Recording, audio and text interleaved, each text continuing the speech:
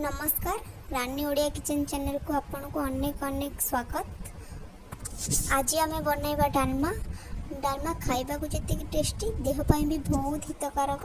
डालमा हूँ समस्त प्रिय, खासकर अरुआ भितर तो बेसी ही टेस्टी लगी था। ओडिया मानकर घरे घरे ही परिचित डालमा।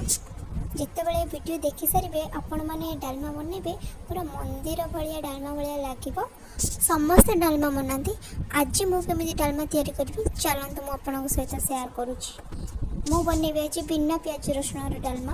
कार्तिक मास चलती से चलते स्टार्ट करवा।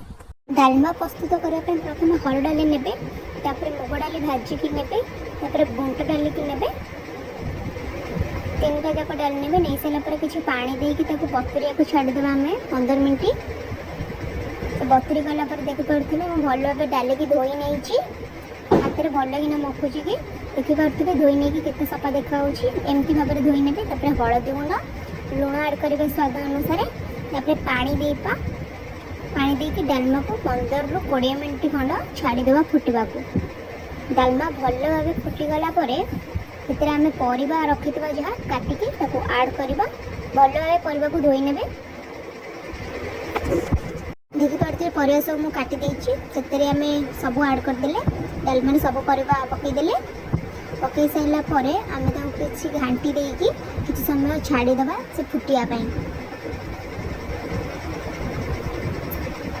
10 ରୁ 15 मिनट फुटी साइला परे देखि पारते मु सेतरे 2टी तेजपत्र आड करछि। तेजपत्र आड करिया कारण हेउछि से भल बास्ना भी आसीबो।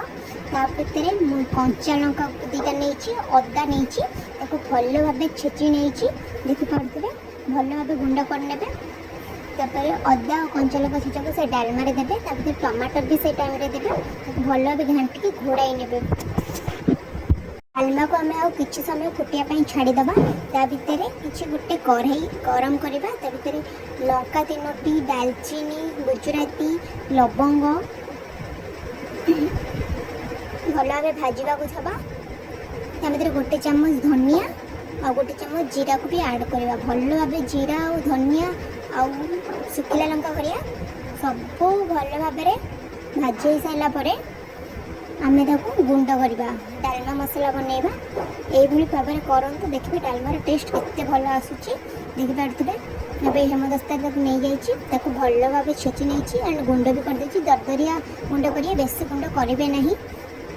गोटे ब्राउन ले काढ़ी देछि। देखि पारथिबे आपण। तो आम डालमा भी तार हो जाइछि, सिजा हो जाइछि पूरा। ताको आमे बघारिबा। देखि पारथिबे केते बढ़िया सुंदर भी देखा होछि। मते किछि पानी ऐड करछि काहेकि ना डालमा बहुत बहली जाइतिला। बहलिया हेले समस्त को अंटी बनाई से पानी ऐड करेंगे। तो आपड़ चाहिए पानिया कि बहलिया भी करें। तेल गरम करवा। तेल गरम हो सारा कि पंचफुटन से ऐड करवा। फुटीगला पंचफुटन कि हिंग ऐड करवा। हिंग स्किप करेंगे आपड़ चाहिए पकई पारे न पकई पारे कि ये भल बास्ना आसता है डालमार। हिंग पकईले किसी सुखिला लंका 7-8टा ऐड करवा। नासी लगी सुखिला लंका ऐड करिया कहीं भल सुंदर देखा जाओ।